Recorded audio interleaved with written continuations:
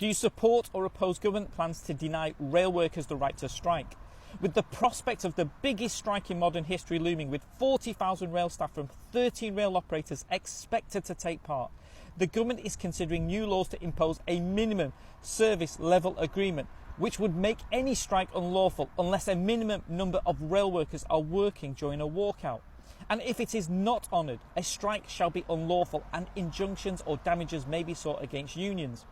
The government's arguments in support for new laws make the following four main points. 1. New laws are necessary to keep freight moving and thus keep its shelves stocked with essential food and medicine. 2. New laws are necessary to keep rail services sustainable and stop irreparable damage to rail services, with the prospect of many commuters changing habits and turning away from using the railway as a result of strike, as they have done since the pandemic. 3. New laws are necessary to prevent commuters' journeys being severely disrupted, especially during the summer when there are major events taking place such as music festivals and holiday plans. And new laws are necessary to stop rail unions holding the country to ransom, striking prematurely before the completion of any negotiations.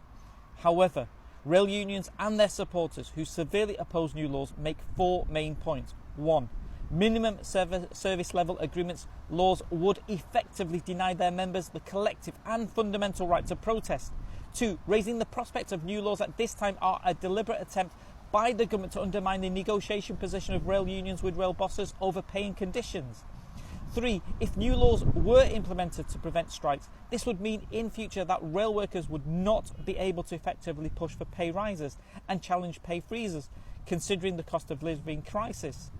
And 4. Strikes are a last resort necessary to defend workers' jobs and safety standards in the light of the RMT saying that Network Rail plans to cut up to 2,500 jobs, with some of those job losses from workers who maintain tracks, signals and overhead lines.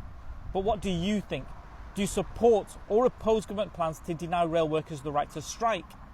Feel free to comment, follow, like and share.